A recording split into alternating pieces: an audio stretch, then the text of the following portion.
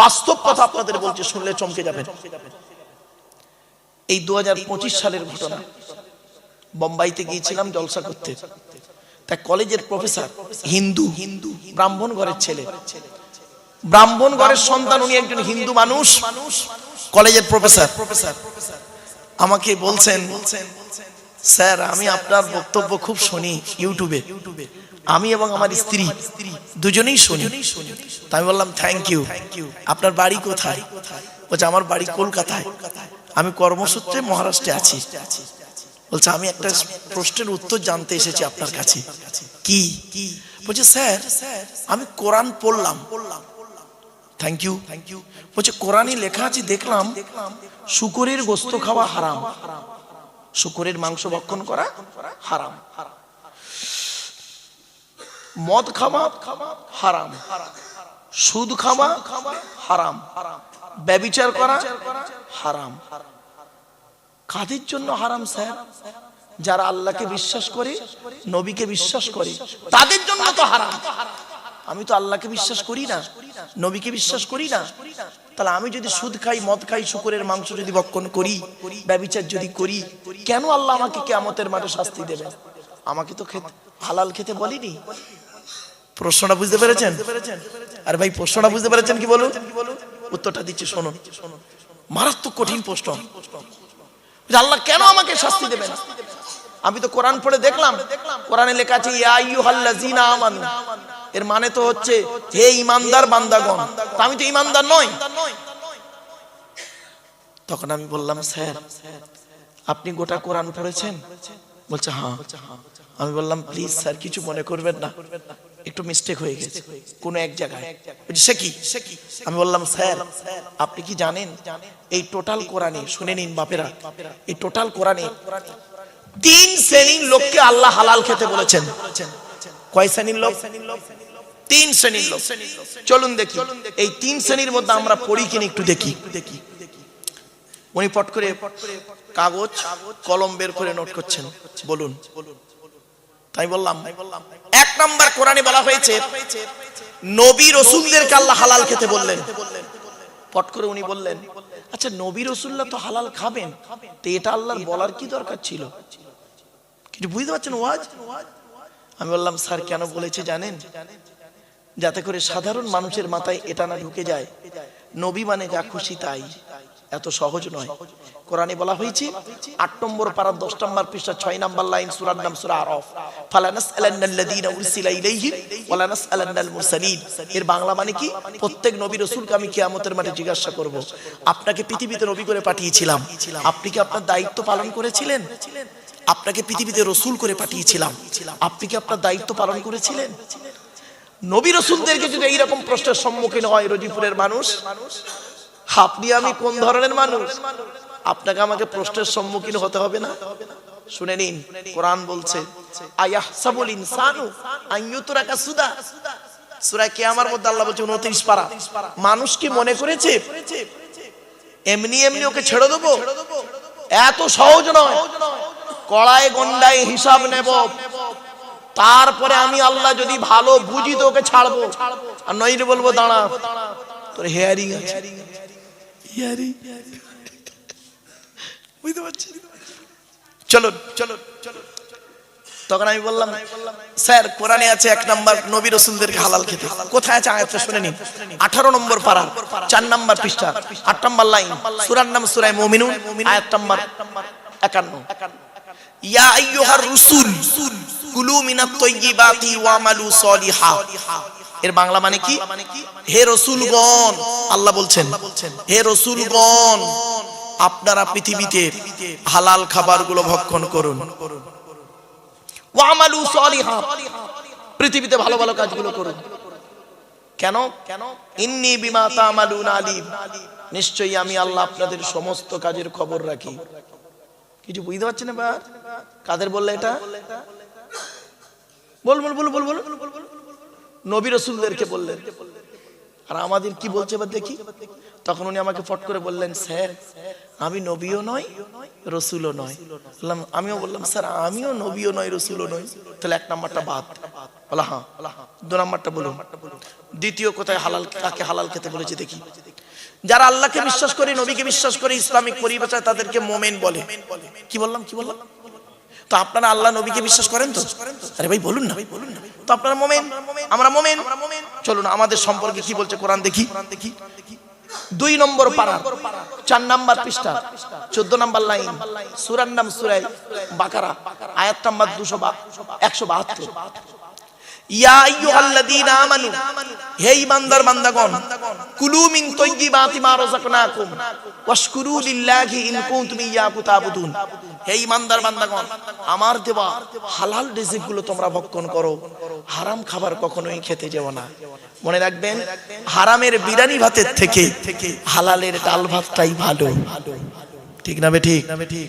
শুনে নিন, কয়েক কটা দেহ মাটিতে পচে না, কয়েক কটা দেহ মাটিতে পচে না, আর এই দেহগুলো জান্নাতে যাবে। 1 নাম্বার হলো নবীদের দেহ মোবারক মাটিতে পচে না, জোরে বলুন। 2 নাম্বার শহীদানদের দেহ মোবারক মাটি খেতে পারে না, টাটকা থাকে। 3 নাম্বার মোকাম্মাল কোরআনে হাফেজের দেহ, মোকাম্মাল কোরআনে হাফেজের দেহ। শব্দটা কিন্তু দুবার বলেছি বাবা, মোকাম্মাল কোরআনে হাফেজের দেহ। ওই ছেঁচড়া মার্কা হাফেজ সাহেবের কথা বলিনি, ওই হাফেজ সাহেব হয়ে মসজিদে ইমামতি করছে, পাশের বাড়ির মেয়েটার প্রেগন্যান্ট করে দিল, ওই ক্যারেক্টারলেস হাফেজ সাহেবের কথা বলিনি। মোকাম্মাল কোরআনে হাফেজের দেহ মাটি খেতে পারে না, টাটকা থাকে, জোরে বলো। 4 নাম্বার হাক্কানি আলেমের দেহ মাটি খেতে পারে না, টাটকা থাকে। 5 নাম্বার মুয়াজ্জিনের দেহ, 12 বছর যদি কেউ নিঃস্বার্থভাবে আযান দেয়, ওই দেহ মাটি খেতে পারে না, টাটকা থাকে। আচ্ছা, এই 5টার মধ্যে আমরা হতে পেরেছি, তাহলে আমরা সব 6 নাম্বার একটা লাইন আছে, বলবো হালাল খানেওয়ালা মানুষের দেহ মোবারক মাটি খেতে পারে না, জোরে বলুন। করো জোরে বলে যাচ্ছি বাপ, হালাল খাবারটুকু খান, হালাল খাবার খান, কোরআনে বলা হয়েছে। চলুন, উনি তখন বললেন, স্যার আমি মোমেন নয়, ওটা আপনার জন্য প্রযোজ্য। তাই বললাম, স্যার 2 নম্বরটা বাদ, চলুন 3 নাম্বারটাই দেখি আপনি আছেন কিনা। কোরআনে সমস্ত মানব জাতিকে আল্লাহ হালাল খেতে বলেছেন। আমি বললাম, স্যার আপনি কি মানব জাতির মধ্যে আছেন, নাকি আপনার চিন্তা ভাবনা ম্যাংকি থেকে ম্যান, মানে বাঁদর থেকে মানুষ? আপনি কি এরকম চিন্তা ভাবনার মানুষ? বুঝে না, আমি আদমের সন্তান, আমি মানুষ। বললাম, স্যার আপনি হিন্দু হন, মুসলিম হন, জৈন হন, ব্রাহ্মণ হন, খ্রিস্টান হন, আপনি যদি মানব জাতির মধ্যে হন, আপনাকে হালাল খেতে বলেছে কোরআনে আল্লাহ। বলছি সে কি? বললাম, শুনুন, আপনারাও শুনে নিন। 2 নম্বর পারা 4 নাম্বার পৃষ্ঠা 8 নাম্বার লাইন, সূরার নাম সূরা বাকারা 168 নাম্বার আয়াত। ইয়া আইয়ুহান নাস, হে মানব জাতি। এখানে হিন্দু মুসলিম কোনো ডিভাইডেড নেই, ঠিক না বেটি? কুলু মিম্মা ফিল আরদি হালালান তাইয়্যিবা, পৃথিবীতে আমার দেওয়া হালাল রিজিকগুলো তোমরা ভক্ষণ করো। ওয়ালা তাত্তাবিউ খুতুওয়াতিশ শয়তান, শয়তানের পথকে অনুসরণ করিও না। ইন্নাহু লাকুম আদুউম মুবিন, শয়তান হলো তোমাদের প্রকাশ্য দুশমন। সঙ্গে সঙ্গে ওনার গালে হাত, ঠিক এইভাবে গালে হাত দিয়ে বসে। আমি বললাম, স্যার আপনার কি ধারণা হয় যে কোরআন শুধু মুসলমানদের জন্য এসেছে? আপনারা কি মনে করেন কোরআন শুধু মুসলমানদের জন্য এসেছে? না, কোরআন এসেছে মানব জাতির কল্যাণের জন্য। 2 নম্বর পারা 7 নম্বর পৃষ্ঠা 2 নম্বর লাইন, সূরা নাম সূরা বাকারা। হুদাল লিন-নাস, মানুষের হিদায়াতের জন্য। অবায়্যিনাতিন মিনাল হুদা ওয়াল ফুরকান, ন্যায় অন্যায়কে পৃথক করার জন্য কোরআন নাযিল হয়েছে। আমি বললাম, স্যার আপনার কি ধারণা হয় যে মুহাম্মদ সাল্লাল্লাহু আলাইহি ওয়াসাল্লাম শুধু মুসলমানদের নবী? মুহাম্মদ সাল্লাল্লাহু আলাইহি ওয়াসাল্লাম শুধু মুসলমানদের নবী নয়। উনি বলছেন, আমার তো তাই বিশ্বাস হয়। বললাম, না স্যার, কোরআনে মুহাম্মদকে শুধু মুসলমানদের নবী করা হয়নি। বলছে সে কি? বললাম, স্যার কোরআনের 9 নম্বর পারা 9 নম্বর পৃষ্ঠা 11 নম্বর লাইন, সূরার নাম সূরা আরাফের মধ্যে আল্লাহ বললেন, কুল, নবী তুমি বলো, ইয়া আইয়ুহান নাস, হে মানব জাতি। এখানে হিন্দু মুসলমান কোনো পার্থক্য নেই, হে মানব জাতি। ইন্নী রাসূলুল্লাহি ইলাইকুম জামিয়া, আল্লাহ পাক কুল কায়নাতে রাসূল করে মুহাম্মদকে পাঠিয়েছেন। তা আপনি কি ভাবলেন? তাহলে 1 নাম্বার হলো, 2 নাম্বার হলো হালাল খেতে হবে, 3 নাম্বার হলো বাবা জলসা কমিটি হতে গেলে 5 ওয়াক্ত নামাজি হতে হবে। খারাপ সেন্স নেবেন না, শুধু জলসা কমিটি 5 ওয়াক্ত নামাজ পড়বে না আর বক্তার কাজা করবে, বক্তাবাদ শ্রোতাবাদ না, বক্তা শ্রোতা সকলকে নামাজি হতে হবে। আল্লাহর নবী মুহাম্মদ সাল্লাল্লাহু আলাইহি ওয়াসাল্লাম পৃথিবী ছেড়ে যেদিন বিদায় নিচ্ছিলেন, জীবনের শেষ কথাটি ছিল কি জানেন? আসসালাত, আসসালাত, নামাজ, নামাজ, নামাজ। আমার বাপেরা বড় কষ্ট লাগে কি জানেন? মানুষ নামাজ পড়ে না। ছোট্ট একটা উদাহরণ দিলেই বুঝতে পারবেন। আচ্ছা, বর্তমানে ইহুদিদের সংখ্যা বেশি না মুসলমানদের সংখ্যা বেশি? মুসলমানের সংখ্যা বেশি, ইহুদি তো খুব কম। তো বর্তমানে মার খাচ্ছে কারা বেশি? কেন? যাদের সংখ্যা বেশি হয় তারা মার খায়, তারা তো মারে, তাহলে মার খাচ্ছেন কেন? ইহুদি তো অল্প কোটাগত, আর 200 কোটি মুসলমান সারা পৃথিবীতে, এরা মার খাচ্ছে কেন? কারণ কি জানেন? প্রবলেমটা কোথায় জানেন? টেকনিক্যালি একটু প্রবলেম। এরা শিক্ষা দীক্ষা চিন্তা ভাবনা গবেষণায় অনেক পিছিয়ে আছে মুসলমানরা এখনো, আর ইহুদিরা টেকনোলজিতে আগিয়ে। মুসলমানদের পাঠানো কিতাব এই কোরআন থেকে পরমাণু বোমা বের করলো, এই কোরআনে যে পরমাণু বোমা। হে মুসলমান, আধার কার্ড করেছিলেন, আধার কার্ড করার সময় অফিসাররা আপনাদের দুটো কথা বলেছিলেন কি? 1 নাম্বার বলেছিলেন চোখটা বড় করে চান তো, বলেছিলেন, আর 2 নাম্বার দুটো বুড়ো আঙুল কিনে একটা কাঁচের উপরে চেপে ধরেছিলেন। 1500 বছর আগে এই দুটো জিনিস কোরআনে ইঙ্গিত দেওয়া আছে। কোথায় আছেন আপনি? আপনি কোরআন পড়েন, আপনি কোরআন পড়েন নেকির আশায়, নেকি। আল্লাহ নবীর ওই হাদিসটা খুব আমল করে মুসলমানরা। বর্তমানে কিছু মুসলিম, সকলে নয়, কিছু মুসলিম খুব আমল করে। আল্লাহর নবী বলেছেন, মান করা আল কোরআন হরফান ফালাহু আশরু হাসানা, যে ব্যক্তি কোরআন থেকে একটা অক্ষর পড়বে আমলনামায় 10টা নেকি লিখা হবে। এই হাদিসটা খুব আমল করে, এজন্য মুসলমান কি করে? নেকির আশায় খালি কোরআন পড়ছে, কিন্তু কোরআনে শুনে নিন 82 জায়গায় আছে নামাজের কথা, 92 জায়গায় আছে লেখাপড়ার কথা। কোন সংখ্যাটা বেশি, 82 না 92? তাহলে লেখাপড়ায় পিছিয়ে কেন? কোরআনে বলা হলো আফালা ইয়াতাদাব্বারুনাল কোরআন, এই আয়াতটা কোরআনে 2 জায়গায় আছে, 26 পারায় আর 5 পারায়। তারা কি আমার এই কোরআনকে নিয়ে একবার চিন্তা ভাবনা করে না? এ মুসলমান কোরআন নিয়ে গবেষণা করলো না। এরা কি করলো? এ কোরআনকে নিয়ে গবেষণা করলো কারা? America, London, France, Britain, Japan, Jordan, Germany ঠান্ডা করে বসে বসে কোরআনকে নিয়ে গবেষণা করলো। কারা করলো? Humphry Davy, Michael Faraday, Einstein, Isaac Newton, doctor Maurice Bucaille, mister Cook, mister Jabiri, mister Campbell, Raja Rammohan Roy, Ishwarchandra Vidyasagar, Rabindranath Tagore, Acharya Jagadish Chandra Bose, Francis Bacon, Francis Drake, Williams কিটপুর, Williams Harvey, Thomas, George Bernard, এরা কোরআনকে নিয়ে গবেষণা করলো। আর আমরা কি করলাম? আমরা কিছু মৌলবি, আমরা কিছু মৌলবি, সকলে নয়, ভুল বলা হবে, আমরা কিছু মৌলবি কোরআনটাকে কিভাবে ইউটিলাইজ করলাম দেখবেন। তেল পড়া, তেল পড়া, পানি পড়া, ওয়াজ করা, খতম পড়া, তাবিজ মরা, ঘর বন্ধ করা, নিজেদের মধ্যে মারামারি করা, গোল টুপি, লম্বা টুপি, চেরা জামা, ফাড়া জামা, তবলিগ, ফুরফুরা, বেরেলি, ওয়াহাবি, জামাতে ইসলামী, হালাদি, বুকে হাত বাঁধা, নাভির নিচে হাত বাঁধা, নামাজে জোরে আমিন বলা, আস্তে আমিন বলা, 20 রাকাত তারাবি, 8 রাকাত তারাবি, কিয়াম করা না করা, ওর বলে কাফের, ওর বলে কাফের। ঠিক না বেটি? বাবাজি, কতদিন মুসলমানরা মার খাবেন? কতদিন মার খাবেন? বলবো বলবো কি বলো? শুনে নিন, শুনে নিন। ইহুদিদের একটা কিতাব আছে, কিতাবটার নাম হলো তালমুদ। কি বললাম বাবা? তালমুদ। ওই কিতাবে লেখা আছে, ইহুদিদের কিতাবের নাম হলো তালমুদ। ওই তালমুদ কিতাবে লেখা আছে, হে ইহুদিরা, সেই দিন থেকে মুসলমানদের সঙ্গে আর পারবে না, হেরে যাবে। কোন দিন থেকে? তোমরা লক্ষ্য করবে, যেদিন তোমরা দেখবে মুসলমানদের ফজরের নামাজের জামাত, ফজরের নামাজের জামাত জুম্মার নামাজের জামাতের সমান হবে। সুবহানাল্লাহ বলা গেল না? ফজরের নামাজের জামাত জুম্মার নামাজের সমান হবে।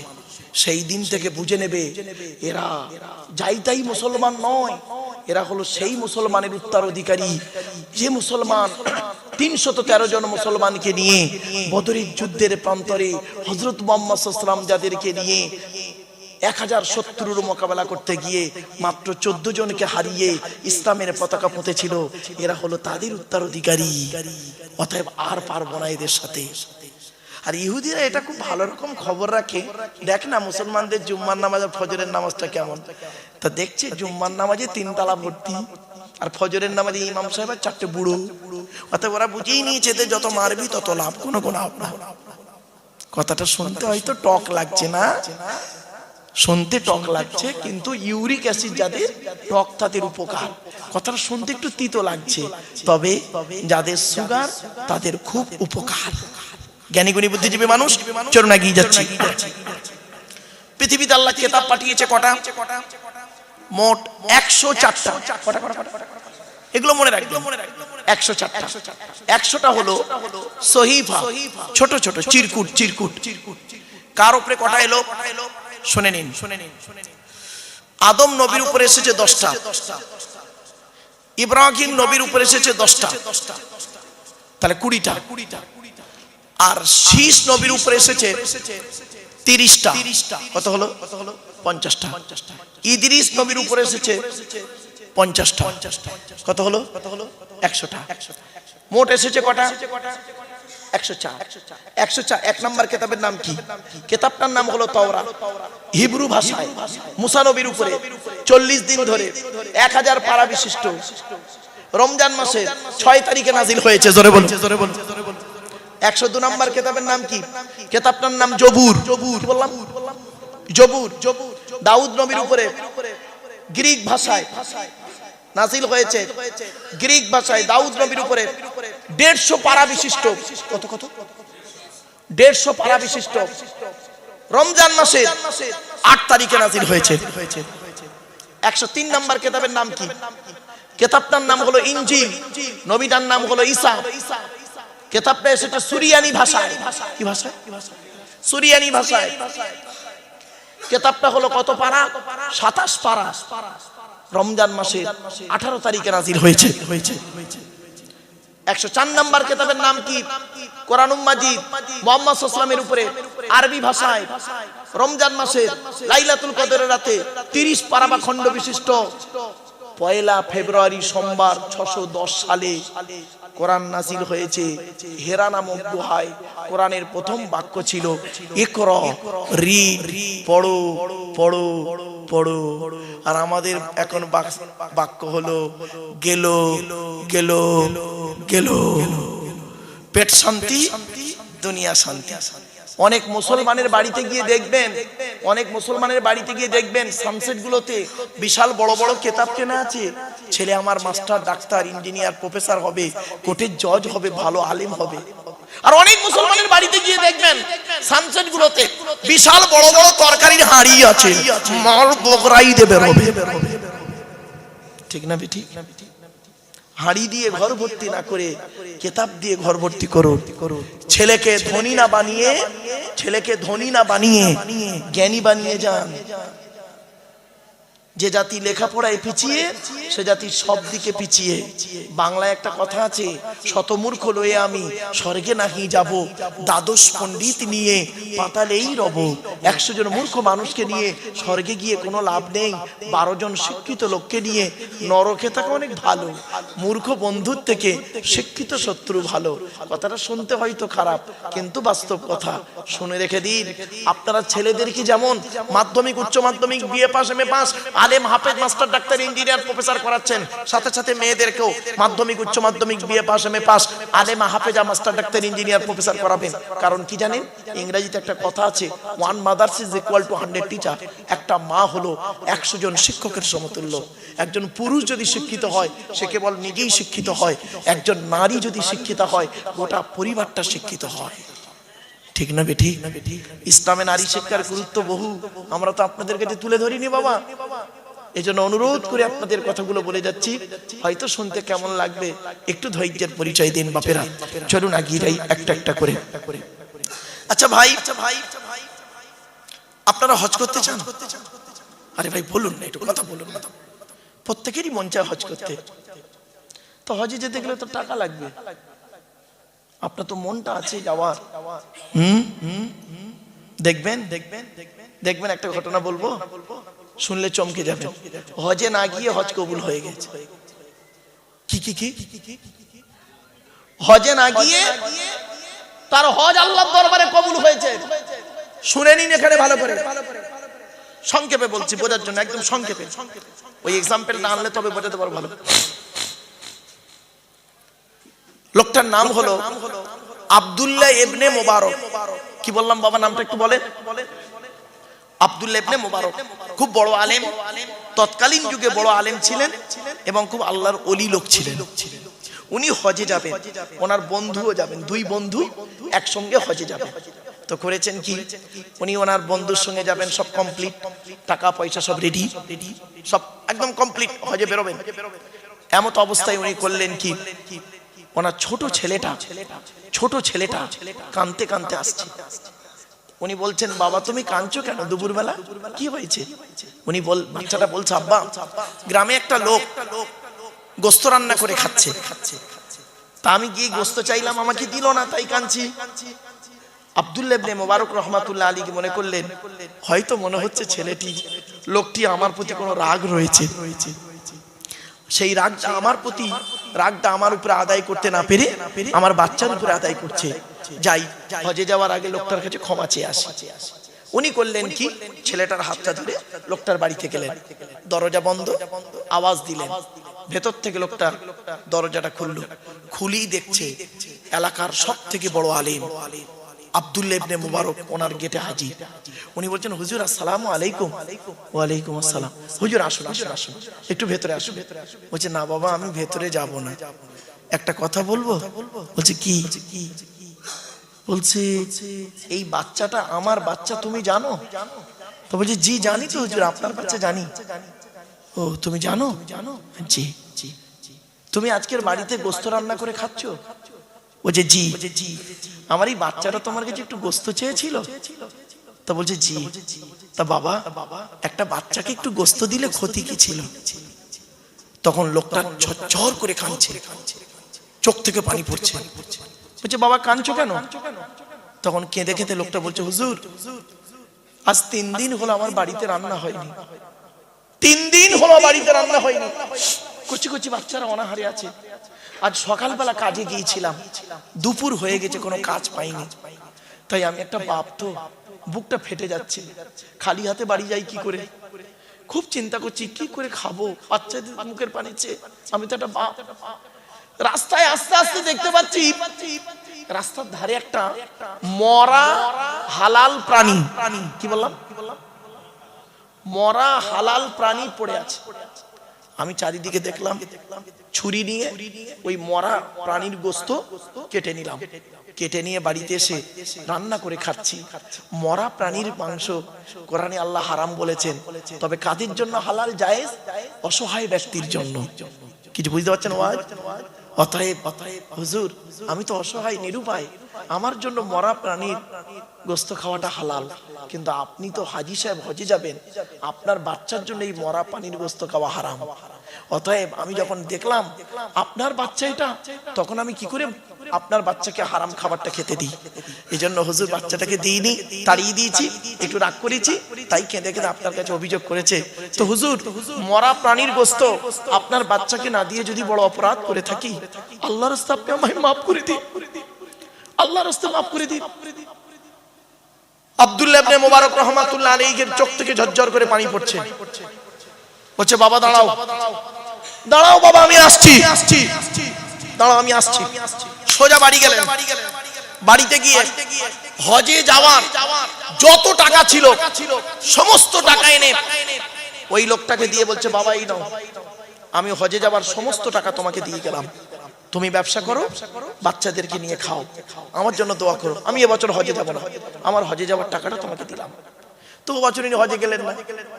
ওনার বন্ধু কিন্তু হজে চলে গেছে। ওনার বন্ধু হজ করে বাড়ি ফিরেছে।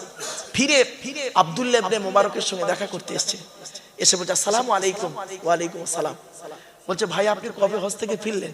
তো আব্দুল্লাহ ইবনে মুবারক রাহমাতুল্লাহ আলাইহি কি বলছে জানেন? ভাই আমি এবছর তো হজে যেতে পারিনি, আমার হজের টাকাটা একটা গরিব ভাইকে দান করে দিয়েছি গ্রামে, হজে যেতে পারিনি। তখন বন্ধু বলছে আপনি আমার সঙ্গে মিথ্যা কথা বলছেন, প্লিজ মিথ্যা কথা বলবেন না। বলছে সে কি, আমি যেতে পারিনি ভাই, আল্লাহর কসম করে বলছি হজে যাইনি আমি। বন্ধু কি বলছে শোনো, আল্লাহর কসম করে বলি আমি হজ মুবারকে গিয়ে কাবা শরীফ যখন তওয়াফ করছি আমি নিজে চোখে দেখতে পাচ্ছি আমার আগে আগে আপনিও কাবা শরীফ তওয়াফ করে যাচ্ছে। শুধু তাই নয়, সাফা মারওয়া দৌড় করছি, মিনা মুজদালিফায় যাচ্ছি, যেখানেই যাচ্ছি হজরে আসওয়াদে চুমা দিতে যাচ্ছি, সেখানেই দেখছি আমার আগে আপনি চুমা দিয়ে বেরিয়ে যাচ্ছেন, ভিড়ের মাঝে কথা হচ্ছে না। এমনকি রাসূলের রওজা মোবারকে গিয়ে যখন আমি সালাম দিচ্ছি দেখতে পাচ্ছি আমার আগে আগে আপনি সালাম দিয়ে বেরিয়ে যাচ্ছেন।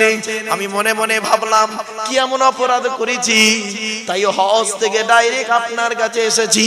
সঙ্গে সঙ্গে আব্দুল্লাহ ইবনে মুবারকের চোখ থেকে ঝরঝর করে পানি পড়ছে। সেই রাতে আব্দুল্লাহ ইবনে মুবারক রাহমাতুল্লাহ আলাইহি স্বপ্নে দেখছেন একজন ব্যক্তি ওনাকে বলছেন, এই আব্দুল্লাহ ইবনে মুবারক এবছরও তুমি হজে না গিয়ে হজের টাকাটা একটা গরিবকে দান করার কারণে আল্লাহ খুশি হয়ে তোমার হজকে আল্লাহ কবুল করে নিয়েছে। কি বুঝলেন? আপনি তো হজে গিয়েছেন লোকের টাকা মেরে, তাই না? রাগ করবেন না, লোকের টাকা মেরে হজে গিয়েছেন, ছি ছি ছি ছি ছি। আর উনি হজে না গিয়ে কবুল করেছেন হজ। বাড়ি থেকে ভাববেন। এজন্যই বলেছিলাম প্রিয়জন, বল বল বল বল, প্রয়োজন। বাড়ি থেকে ভাববেন। কি ভাবলেন বাপেরা?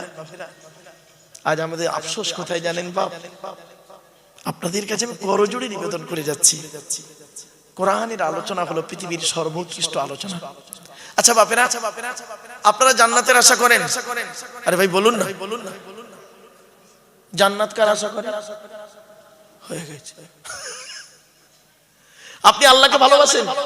আরে ভাই বলুন, আল্লাহ কি আপনাকে ভালোবাসে? বাস আপনি যখন বুঝতে পারবেন আল্লাহ আমাকে ভালোবাসে, সেদিন আপনার জীবনটা সার্থক।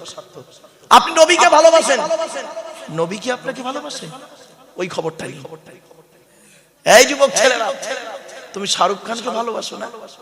শাহরুখ খান কি তোমার ভালোবাসে? ওই খবরটা নিন। চলো না গিয়ে আল্লাহর নবী বললেন ইন্নাল জান্নাতা তাশতাকু ইলা খামসাতি নাফার, জান্নাত 5 শ্রেণীর মানুষের জন্য আশা করে। এক নাম্বার হলো তালিয়াল কোরআন, প্রতিদিন কোরআন তেলাওয়াতকারী মানুষের জন্য জান্নাত আশা করে। 2 নাম্বার হলো ওয়াহাফিজিল লিসান, জবানকে হেফাজতকারী মানুষের জন্য জান্নাত আশা করে। 3 নাম্বার হলো ওয়ামুতিমিল জিআন, ক্ষুধার্তকে খাদ্য দানকারী মানুষের জন্য জান্নাত আশা করে। গরিবকে খাওয়াবেন, আল্লাহ তো অর্থ দিয়েছে, টাকা খরচা করার জায়গা পান না, গরিবকে খাওয়াবেন, বাপের নামে মায়ের নামে 2টো ফকির খাইয়ে দেবেন। 4 নাম্বার হলো মুকসিল উরিয়ান, বস্ত্রহীনকে বস্ত্র দানকারী মানুষের জন্য জান্নাত আশা করে। আমার বাপেরা, কথাটা শুনতে হয়তো খারাপ লাগছে আপনাদের, ঠান্ডা এখনো রয়েছে যায়নি। 10টা কম্বল কিনে গরিবকে দান করলে, 10টা কাপড় কিনে গরিবকে দান করলে জান্নাত আশা করে ওই ব্যক্তির জন্য। 5 নাম্বার হলো ওয়ামান সাল্লাল্লাহু হাবিবির রহমান, যে ব্যক্তি নবীর উপরে বেশি বেশি করে দরুদ পাঠ করে ওই লোকটার জন্য জান্নাত আশা করে। তাই উচ্চ আওয়াজে দরুদ আল্লাহুম্মা সাল্লি আলা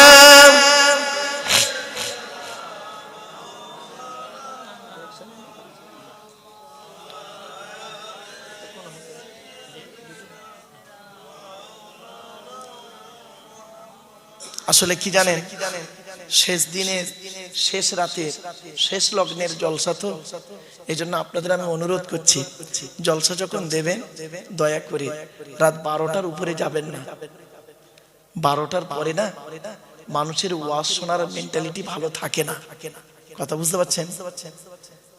যদি আপনাদের খুব যায় 11টা থেকে 12টা করবেন, এর বেশি যাবেন না। একটা বক্তা আনবেন, ব্যাস দুদিনে 2টো বক্তা করবেন, 3 ঘন্টা করে হয়ে যাবে 9টা 12টা। না না, আল্লাহ নানা গুলোকে ডাকবে, এদিকে এদিকে। তো 2টো মেয়ে দিয়েছিলাম, বড় জামাইটা চাকরি করতো আর ছোট জামাইটা মাঠে খাটতো। বড় জামাইটা যখন তার মেয়ে বাচ্চা বউ নিয়ে আসতো তোর বাড়ি, বড় বড় মাছের মাথা, খাসির গোস্ত, গরুর গোস্ত, মুরগির গোস্ত খাওয়াতি না। আর ছোট জামাইটা গরিব, ও বেচারা কম আসতো, এলে তার প্রতি তোর গুরুত্ব ছিল না। তোর মতো নানা আজকের জাহান্নামী। বাবাজি, স্বামী, পিতা, ভাই, ছেলে, চাচা, বনাই, দেওর, খালু, জামাইবাবু, মামা, দাদু, নানা, এই 10টা শ্রেণীর বাইরে কেউ আছেন? দয়া করে একটু হাতটা তুলবেন, আমি তাকে সালাম করব।